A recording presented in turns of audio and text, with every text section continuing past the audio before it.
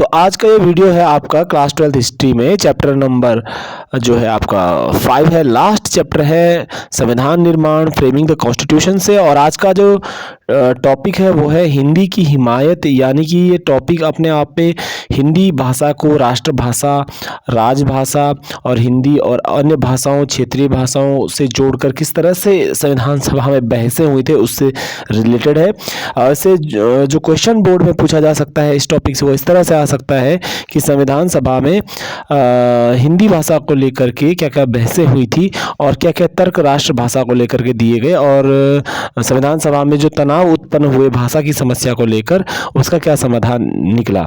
तो what was the problem of language in the constituent assembly and what the solution was taken by the constituent assembly for the language of the nation. और यहाँ पर राष्ट्र की भाषा की समस्या का समाधान किस प्रकार से निकाला गया, इस तरह से प्रश्न आपको एग्जाम में मिलेगा। आइए इस टॉपिक को शुरू करते हैं।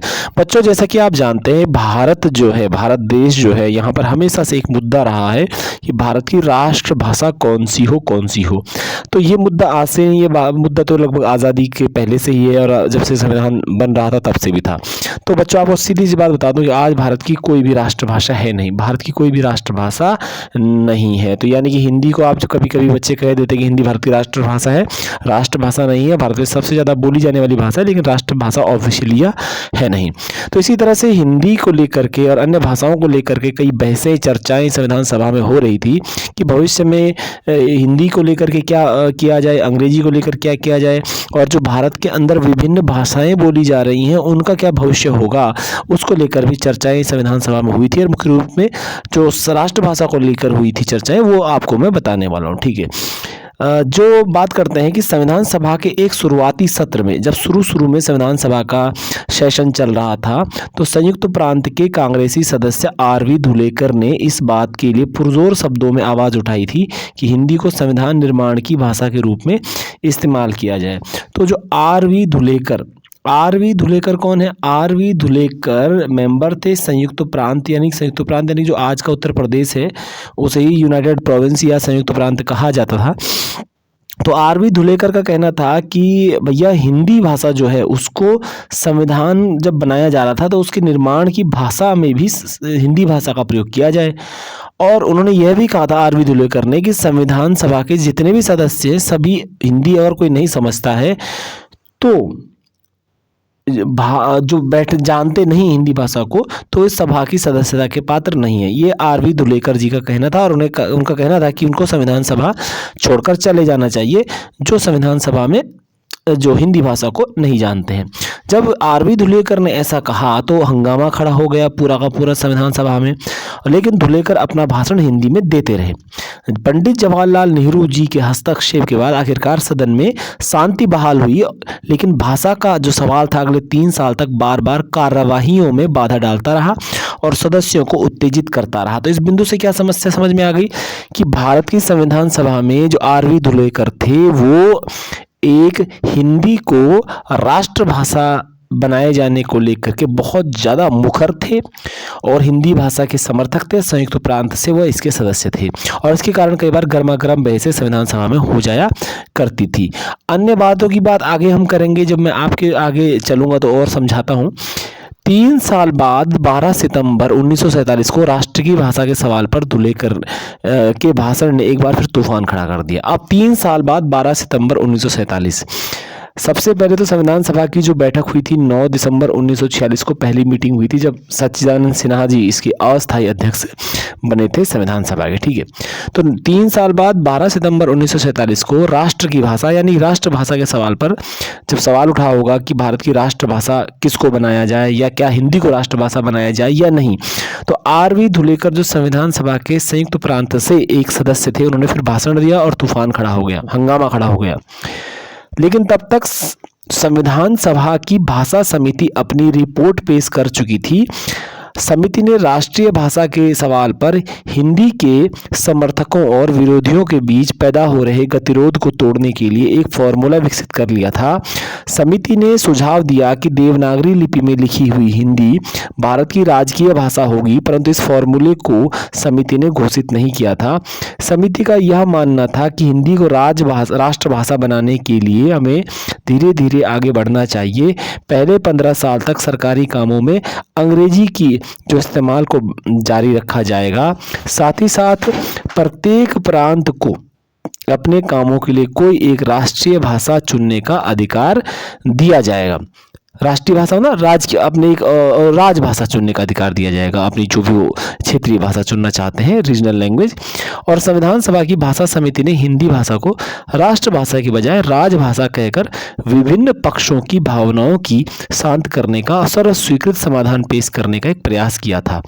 तो कुल मिलाकर के शॉर्ट शब्दों में, कम से कम शब्दों में, कि संविधान सभा में बहस चल रही थी कि भारत की राष्ट्रभाषा कौन सी होगी, और बिल्कुल बहस का समाधान क्या निकला।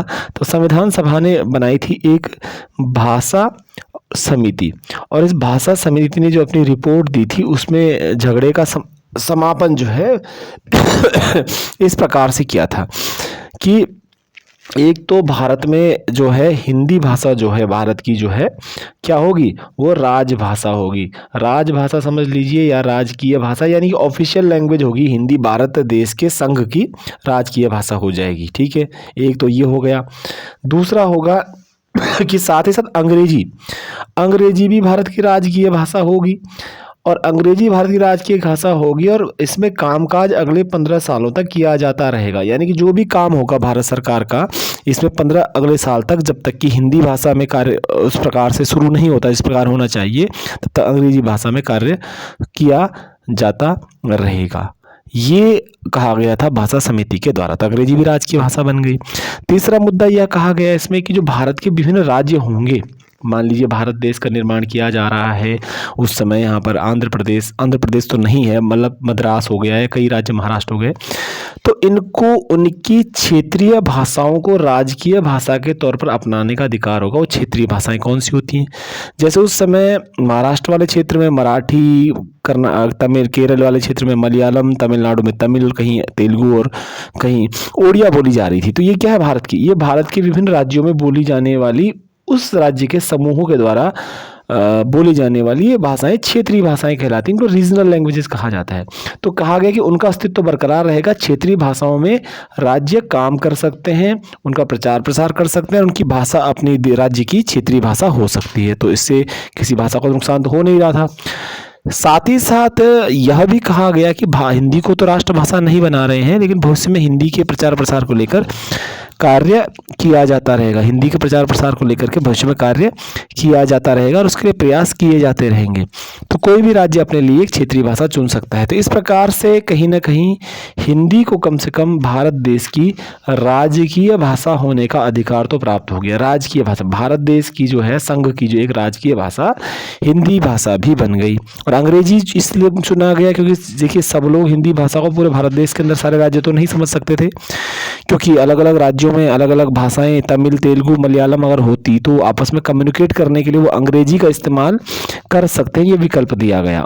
तो अगर हिंदी का ही करते तो थूपने वाली बात हो जाती, तो संघर्ष की स्थिति हो जाती। तो ये भाषा समिति की रिपोर्ट थी। तो प्रश्न पेपर में आ सकता है आपके सामने कि संविधान सभा की भाषा समिति ने भाषा की समस्या का क्या समाधान निकाला। भाषा समिति ने भाषा की समस्या का क्या समाधान निकाला। तो साफ सी बात मैं आपको दोबारा से बता दे रहा हूँ कि उसने सीधे से 3 समाधान निकाले थे। हिंदी राजभाषा बना दी, अंग्रेजी 15 सालों तक कार्य किया जाता रहेगा अंग्रेजी भाषा में संघ के द्वारा, जिसमें 15 सालों तक भविष्य में, और क्षेत्रीय भाषा चुनने का अधिकार दे दिया गया हर राज्य को कि वो अपनी क्षेत्रीय भाषा का प्रचार प्रसार करे, उस अनुरूप शिक्षण करे, उस अनुरूप वार्तालाप करे, अपने राज्य में क्षेत्रीय भाषा का प्रयोग करे, चाहे तमिल, तेलुगु वगैरह जो भी हैं। तो इस प्रकार से सभी भाषाओं का सम्मान यहाँ पर कर दिया गया और हिंदी भारत की राजकीय भाषा होगी जिसे देवनागरी में लिखा जाता है। अब यहाँ पर मुद्दा यहाँ पर खत्म हो चुका है। टॉपिक अगला हम बढ़ा लेते हैं। धुलेकर जो है धुलेकर जी का क्या कहना था।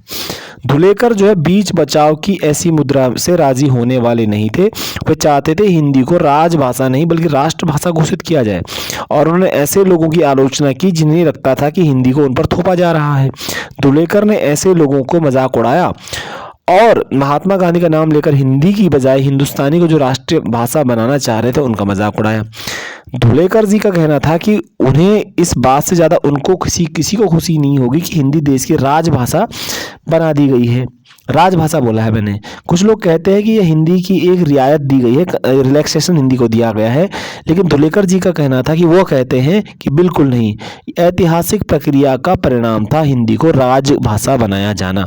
तो ये भी एक बहुत बड़ी सफलता थी कि हिंदी जो भाषा थी उसको राजकीय भाषा बना दिया गया। नहीं तो देखिए राष्ट्रभाषा बनाने को लेकर झगड़े बहुत सारे थे जो आगे आपको देखने को मिल जाएंगे।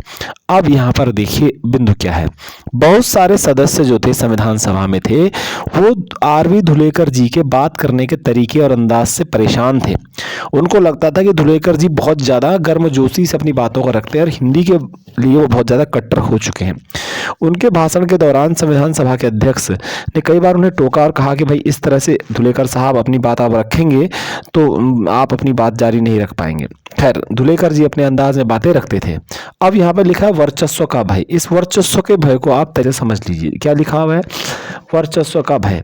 मतलब हिंदी भाषा को अगर राष्ट्रभाषा बना दिया जाता जैसा धुलेकर चाहते थे तो एक प्रकार से वर्चस्व सा हो जाता किसी विशेष क्षेत्रों में हिंदी भाषा का, ऐसा कुछ विद्वानों का सोचना था जो संविधान सभा के सदस्य थे। तो ये सदस्य कौन थे, ये वर्चस्व का भय क्या है, इस टॉपिक को क्लियर करते हैं। बच्चों अगर आप भारत के भौगोलिक पृष्ठभूमि को देखेंगे तो भारत में मुख्य रूप से उत्तर भारत में हिंदी भाषा को ज़्यादातर बोला जाता है, लिखा जाता है और समझा जाता है। पंजाब, हरियाणा, उत्तर प्रदेश, उत्तराखंड, हिमाचल, बिहार, गुजरात, राजस्थान तक हिंदी बोली जाती है, समझी भी जाती है। लेकिन कुछ भारतीय राज्य ऐसे थे, भारत के क्षेत्र ऐसे थे, मुख्य रूप से दक्षिण भारत या उत्तर पूर्वी भारत की बात करें तो यहाँ पर हिंदी भाषा को लेकर के एक डर बना हुआ था, वर्चस्व का भय बना हुआ था कि कहीं डोमिनेट न करे हिंदी भाषा, कहीं उन पर हिंदी भाषा थोप न दी जाए और कहीं ना कहीं उनकी जो अपनी भाषाएं हैं वो दब न जाए।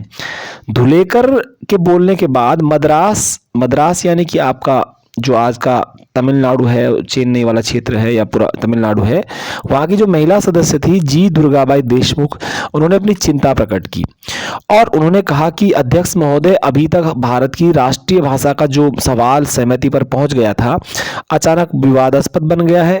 चाहे वह सही हुआ गलत, गैर हिंदी भाषी इलाकों के लोगों को यह एहसास कराया जा रहा है कि यह झगड़ा या हिंदी भाषी इलाकों को यह रवैया असल में इस राष्ट्र की साझा संस्कृति पर भारत की अन्य शक्तिशाली भाषाओं के स्वाभाविक प्रभाव को रोकने की लड़ाई है। तो यहाँ पर जो सबसे बड़ी बात है, सबसे बड़ी बात कि दक्षिण भारतीय सदस्य जो थी जी दुर्गाबाई जो यहाँ पर थी, उन्होंने विरोध किया कि जो राष्ट्रभाषा को लेकर मामला सुलझ गया है, हिंदी राजकीय भाषा बनेगी, उनका यह था कहना कि अब विवाद खड़ा किया जा रहा है संविधान सभा में जो भारत के गैर हिंदी भाषी इलाके हैं। गैर हिंदी भाषी इलाके का मतलब हो गया आपका तमिलनाडु, कर्नाटक, आंध्र प्रदेश, आपका उड़ीसा वगैरह। तो यहाँ पर लोगों को जो है जो झगड़ा है इससे हमारी जो कल्चर है इंडिया का वो अफेक्ट कर सकता है, दुर्गाबाई देशमुख का कहना था, दुर्गाबाई जी का कहना था। यहाँ पर दुर्गाबाई जी ने अपने विचार भी रखे कि दक्षिण में हिंदी का विरोध बहुत ज़्यादा है। आप जानते हैं बच्चों, भारत देश के अंदर जो है उत्तर भारत में हिंदी बोली जाती है, समझी जाती है, लेकिन जो तमिलनाडु, कर्नाटक है, केरल है, आंध्र प्रदेश है, यहाँ पर हिंदी जो है उस तरह से उतनी नहीं समझी जाती है। इनकी अपनी भाषाएं जो हैं बहुत समृद्ध भाषाएं और समृद्ध साहित्य है उनका। तो दुर्गाबाई जी ने बताया कि भाई दक्षिण भारत में हिंदी का विरोध बहुत ज़्यादा है और विरोधियों का यह मानना संभवतः सही है कि हिंदी के लिए हो रहा यह प्रचार प्रांतीय भाषाओं की जड़ें खोदने का प्रयास है। दरअसल वास्तव में अगर हिंदी को बढ़ावा दे दिया जाता तो दक्षिण भारतीय राज्यों को लगता था कि हमारी अपनी भाषाओं का पतन हो जाएगा, उनकी भाषाओं का नुकसान होगा, प्रचार प्रसार नहीं होगा, उनकी भाषाओं की प्रगति रुक जाएगी और लोगों को अन्य भाषा सीखनी पड़ेगी। दुर्गाबाई जी का ये भी कहना था कि वो महात्मा गांधी के आह्वान पर उन्होंने खुद दक्षिण भारत में हिंदी की प्रचार किया, लोगों के विरोध का उन्होंने खुद सामना किया, हिंदी के स्कूल उन्होंने खुद खुलवाए और कक्षाएं भी चलाई। अब दुर्गाबाई जी ने कहा कि सदी के शुरुआती सालों में हमने जिस उत्साह से हिंदी को अपनाया, मैं उसके विरुद्ध आक्रामकता देखकर सकते में हूँ। दुर्गाबाई जी जो थी, हिंदुस्तानी को जनता की भाषा स्वीकार कर चुकी थी, मगर अब उस भाषा को बदला जा रहा था और उर्दू और अन्य क्षेत्रीय भाषाओं के शब्दों को उससे निकाला जा रहा था। दुर्गाबाई जी का मानना था कि हिंदुस्तानी और जो एक भाषा है, भाषा वो भारत में विभिन्न भाषा के जो समूह हैं उनके बीच बेचैनी फैल रही है, भय फैल रहा है। तो हिंदुस्तानी वर्ड जो है उसमें उर्दू और जो हिंदी के शब्द आते हैं वो हटाए जा रहे हैं और हिंदी को संस्कृत निष्ठ बनाया जा रहा है। तो इससे डरी हुई थी दुर्गाबाई। तो जी दुर्गाबाई जो मद्रास की सदस्य थी संविधान सभा में, वो दक्षिण भारत को रिप्रेजेंट कर रही हैं और उनके अनुसार दक्षिण भारत में डर का माहौल है, लोग डरे हुए हैं कि उनके भाषाओं को लेकर क्या होगा, कहीं उन पर हिंदी न थोप दी जाए, उनकी भाषाओं की प्रगति न रुक जाए इस तरह की चीज़ें थी। तो इन सारी समस्याओं का कारण एक संविधान सभा में बहसें हुई थी। अगले वीडियो में इसका पार्ट 2 हम करने वाले हैं, करेंगे, जिसमें एक क्वेश्चन फॉरवर्ड में इसको किया जाएगा। आप इस टॉपिक वीडियो को पूरा सुनिएगा। अब ये सब चीज़ें हो रही हैं, जैसे जैसे चर्चा तीखी हो रही है, तीखी होना मतलब संविधान सभा में बहसें चल रही हैं, बहुत सारे लोग अपने विचार दे रहे हैं कि हिंदी भाषा मत थोपिए। तो इसमें बम्बई के एक सदस्य श्री शंकर राव देव, अब बम्बई मतलब कि पूरा महाराष्ट्र समझ लीजिए आप, बम्बई प्रांत था उस समय, एक स्टेट था, प्रोविंस था। शंकर राव देव कहा कि कांग्रेसी होने और महात्मा गांधी का अनुयायी होने के नाते वे हिंदुस्तानी को राष्ट्र की भाषा के रूप में स्वीकार कर चुके हैं। कि कांग्रेसी में हूं और महात्मा गांधी का अनुयायी हूं तो मैं हिंदुस्तानी भाषा को राष्ट्र की भाषा के रूप में स्वीकार कर चुका हूं। हिंदुस्तानी भाषा में आपको बता दूं, हिंदुस्तानी भाषा कौन सी? हिंदुस्तानी भाषा वो भाषा थी जिसमें हिंदी भाषा के शब्द भी थे, प्लस उर्दू भाषा के शब्द भी थे और प्लस फारसी भाषा के शब्द भी थे, और मिक्स मिलाकर के एक जबान बनती, इसको हिंदुस्तानी जबान बोला जाता था। इसमें न शुद्ध संस्कृतनिष्ठ शब्द नहीं थे शुद्ध, न शुद्ध अरबी फारसी भी नहीं थी।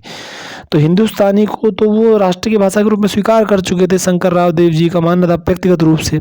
लेकिन उन्होंने चेतावनी दी कि अगर हिंदी भाषा के लिए अगर आप दिल से समर्थन चाहते हैं, कोई भी व्यक्ति, ये संविधान सभा में कोई भी हिंदी भाषा को चाहता है, तो उसे कोई ऐसा कदम नहीं उठाना चाहिए जिससे कि संदेह लोगों के मन में पैदा हो। संदेह का मतलब है कि लोगों पर हिंदी भाषा थोपी न जाए, जिससे कि झगड़े हो सकते हैं। मद्रास के ही एक सदस्य टी.ए. रामलिंगम चेट्टियार ने जोर दिया कि जो कुछ भी किया जाए एहतियात के साथ किया जाए, यानी कि हिंदी भाषा को थोपने की गलती न की जाए। आक्रामक होकर काम किया तो हिंदी का कोई भला नहीं हो पाएगा। और उन्होंने कहा भी कि यदि आक्रामक होकर के काम किया गया, यानी कि आप हिंदी भाषा को राष्ट्रभाषा बना लेते हैं और हिंदी भाषा को थोप देते हैं राष्ट्रभाषा के रूप में पूरे भारत के अंदर, तो इससे हिंदी का तो कोई भला होगा नहीं, हिंदी का विरोध जी होगा इस देश में। हिंदी का प्रचार प्रसार नहीं होगा, हिंदी का विरोध हो जाएगा और हो सकता है कई जगह झगड़े भी फैल जाए। चाहे लोगों के भय निराधार, हो सकता है कि लोग ना भी डर रहे हों, यानी राष्ट्रभाषा बनाया जा रहा हो सकता है अन्य भाषाओं के लिए नुकसान ना हो रहा हो, लेकिन अब लोगों के मन को शांत करना चाहिए, यानी उनके जो डाउट्स है क्लियर होने चाहिए, उनको शांत किया जाना चाहिए कि भैया हिंदी भाषा को राष्ट्रभाषा बनाएंगे तो आपकी भाषा को नुकसान नहीं होगा। अगर ऐसा संतुष्ट आप लोगों को नहीं करते हो तो लोगों के मन में कड़वाहट रह जाएगी। उन्होंने कहा कि जब हम साथ रहना चाहते हैं और एक एकीकृत राष्ट्र की स्थापना करना चाहते हैं तो परस्पर समायोजन होना चाहिए, लोगों में चीज थोपने का सवाल नहीं उठना चाहिए। तो इस तरह से हिंदी भाषा को लेकर के हमारी संविधान सभा में बहुत बहस हुई, बहुत चर्चा हुई और तब जाकर के भारत देश ने किसी भी भाषा को राष्ट्रभाषा के रूप में नहीं अपनाया। प्रश्न क्या आता है आपके सामने पेपर में कि भाषा की समस्या क्या थी? प्रश्न क्या आता है कि भाषा की समस्या क्या थी, इससे आप क्या समझते हो? भाषा की समस्या का समाधान क्या निकाला गया, समाधान भी देखेंगे। और फिर आता है कि भाषा की समस्या का समाधान निकलने के बाद संविधान सभा में राष्ट्रभाषा को लेकर के क्या तर्क वितर्क दिए गए। तो सबसे पहले भाषा की समस्या ये थी कि संविधान सभा में हिंदी भाषा को राष्ट्रभाषा बनाए जाने को लेकर के जब बहसें चली तो उसी को भाषा की समस्या कहते हैं, जिसमें मुख्य रूप से गैर हिंदी भाषी इलाकों के नेताओं के द्वारा यह कहा गया कि हिंदी भाषा को थोपा नहीं जाना चाहिए गैर हिंदी भाषी क्षेत्रों पर। इसका समाधान इस प्रकार से निकाला गया कि क्षेत्रीय भाषाओं के रूप में छूट दी गई राज्यों को कि वो अपने राज्य अपनी क्षेत्रीय भाषा के रूप में कामकाज कर सकते हैं। अंग्रेजी भारत की एक और राजभाषा होगी जिसमें 15 सालों तक लंबे समय तक काम किया जाएगा। हिंदी भारत की राजकीय भाषा होगी और कोई भी राज्य अपनी राजकीय भाषा चुन सकता है। इस प्रकार से यह पटाक्षेप इस टॉपिक का होता है।